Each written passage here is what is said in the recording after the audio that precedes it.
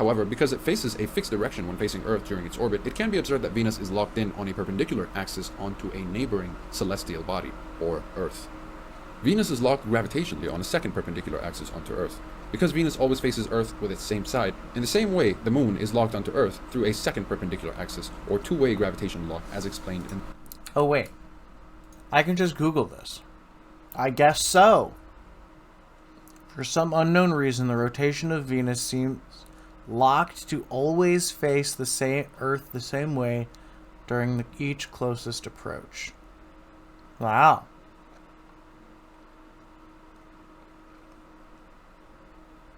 Okay.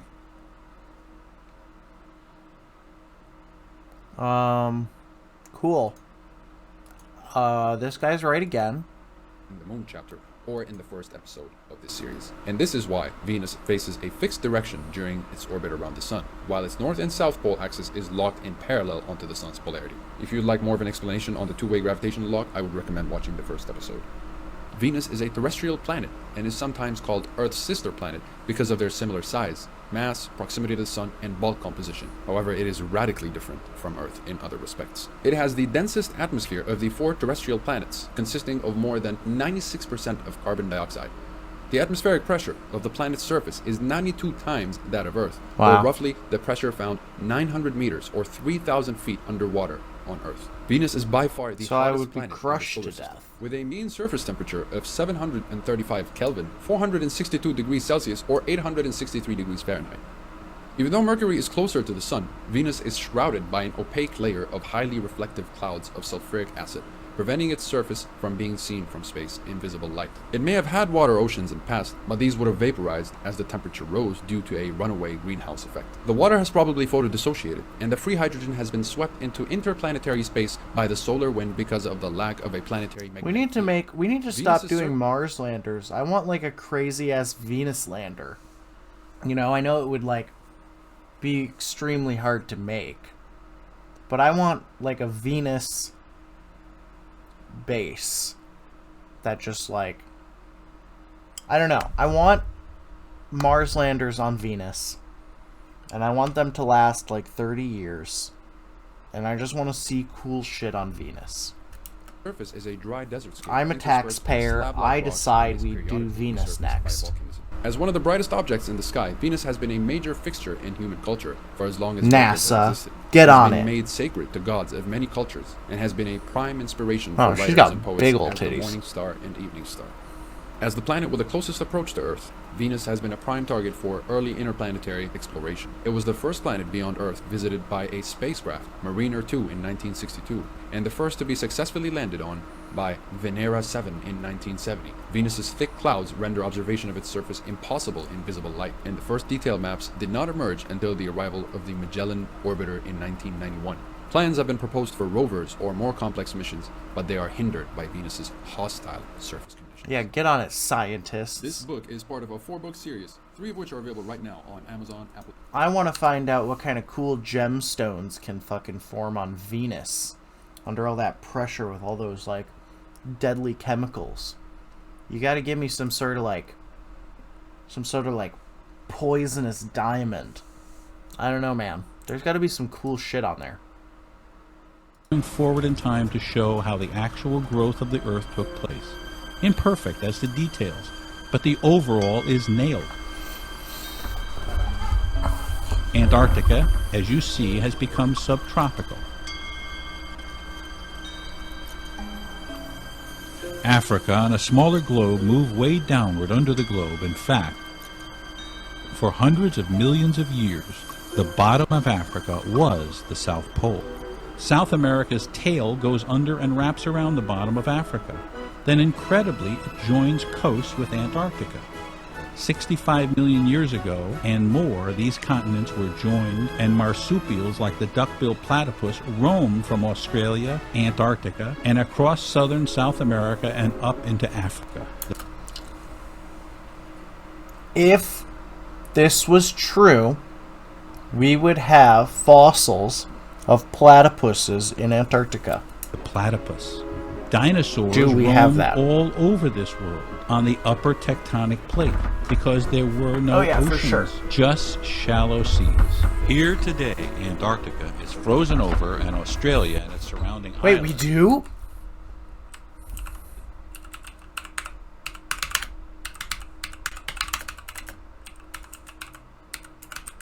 Bro, I might become a fucking expanding Earth theorist.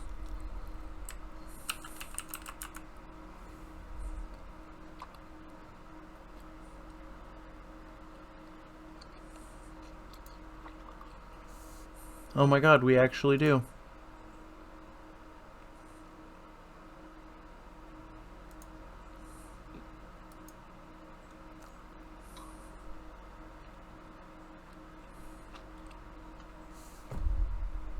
Well, hashtag conspiracy confirmed, These are the I remaining guess. home of marsupials. Now we just need to know how the Earth expanded. You see how broadly the Pacific is opening compared to the Atlantic. This is exactly why the knee-jerk Pangea theory exists. The Pacific spread is too difficult to easily visualize because You can't say the retrograde of Mars and Venus. That's astrology. You're gaslighting me now. it's so big. The Atlantic spread is so obvious that a child would recognize it, but they are the same. This masticum is a little bit too loose. Check this map out. The Navy and others took core samples to find the ages of the sea bottom. Lo and behold, no part of the undersea was found to be much older than 70 million years old. Does that shock you? It should. It shocked the scientists. Where did they get ancient fish fossils from? From the land, like in Mississippi and Utah and France and China. Most of the undersea wasn't there 70 or 80 million years ago. The measurements of the core samples give the age of the sea floor. Newest, 10 million or so, is red. As we go back in time, we go backward in our rainbow: orange, yellow, green, blue, okay? So we bury the new sea floor back to the fault lines as dictated by color or age. 10 million years back, these are the ages of the seafloor as measured by science, and they're generally true. Earth grew. 20 million? I'm not making this information up. This map comes from the scientific community. But where is all this mass coming from? How is the Earth getting bigger unless we're creating large, cavernous, massive, hollow places inside the Earth? Which, it doesn't make sense. You can't. You can't. It doesn't do that. 30 million.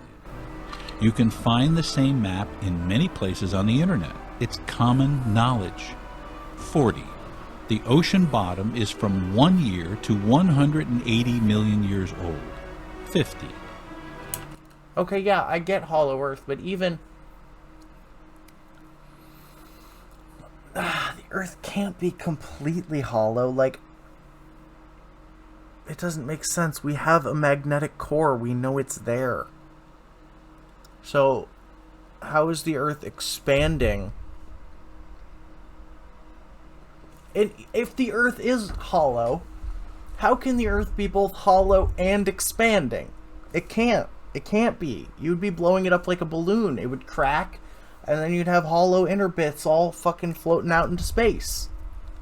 70% of it. Yeah, but what's is the no physical older than mechanism 60 of that? It million doesn't years make any old. sense. 60. The upper plate, the continents, are as old as 2 billion years old and more. 70. 10 to 20 times as old as the undersea plates. The undersea plate is new and spreading at the rifts.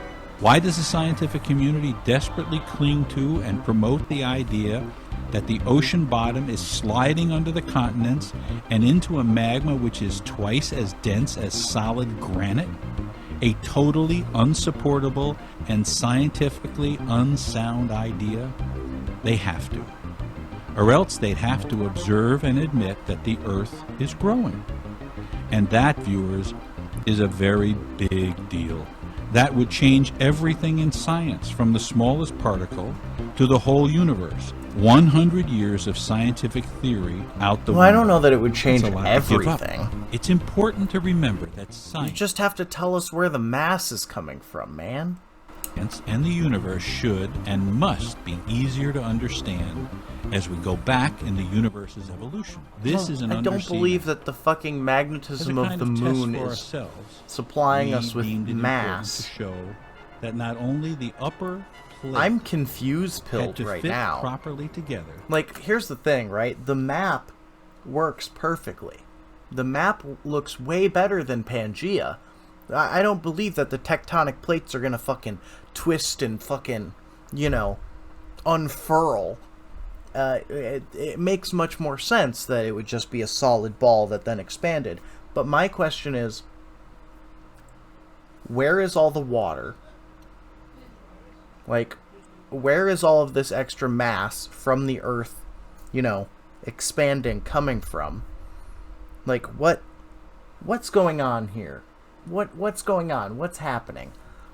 If I can find a reasonable answer for where all that water came from and where all that mass came from for the Earth to balloon in size, but you don't understand. The core is already in there. It's already contributing to the size of the planet.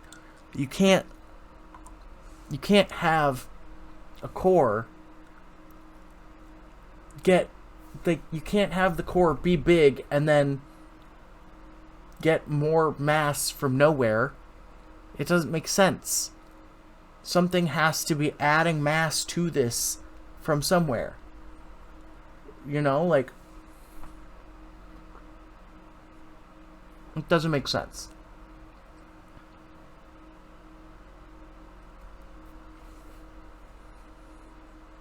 What? That would be like saying you have an egg, right? And the egg yolk is constantly expanding. Where is the expansion coming from? How's it getting in there? It's just doing it. It's just getting big. It's like, no, it's not how that works.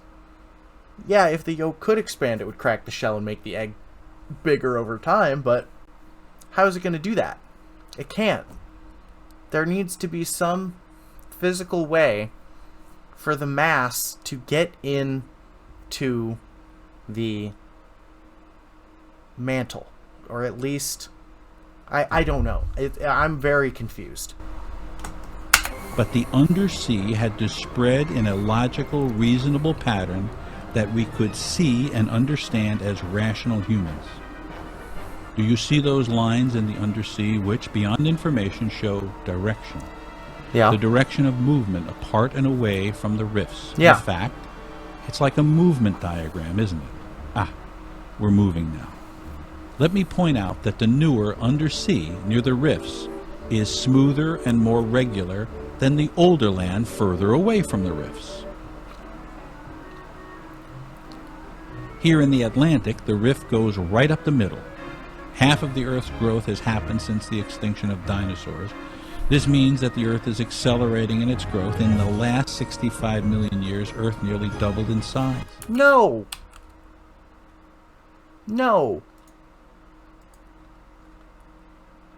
You can't. The Earth can't double in size in 65 million years.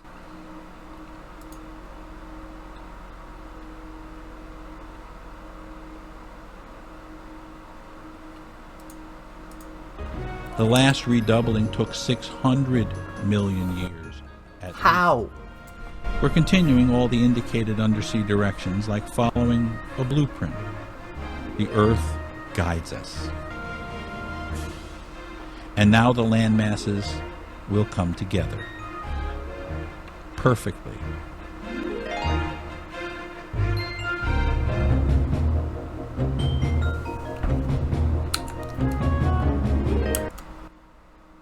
my god. What percent of the Earth's mass is water?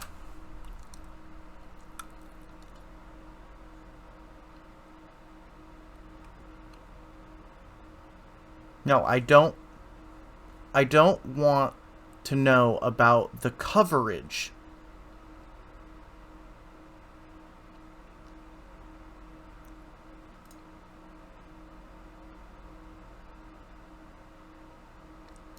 The percent of the Earth's mass that is water is 0.23%. 0.023%.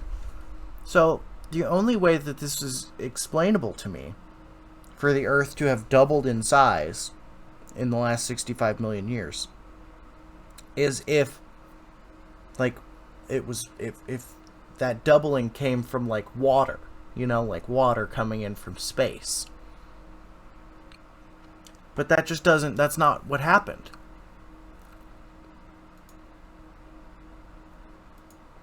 So where the fuck are we getting all this mass from? As we now go forward in time from 185 million years ago, please notice there is no subduction.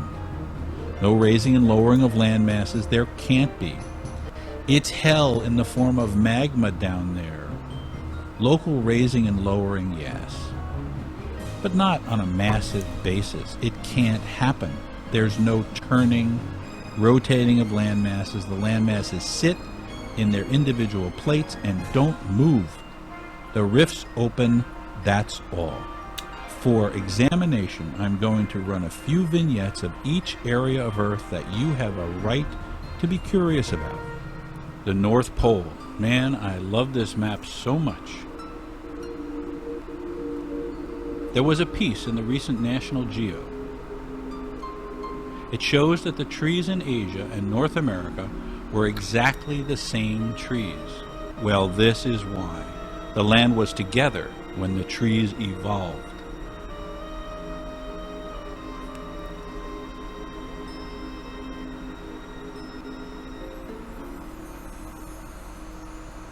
The South Pole. Okay.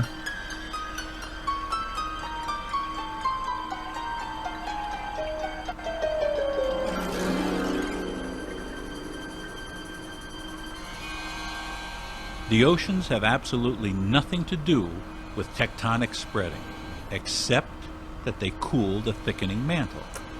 Tectonic spreading, even according to the most conservative scientists, has created 2/3 of the Earth's surface in the last 200 million years.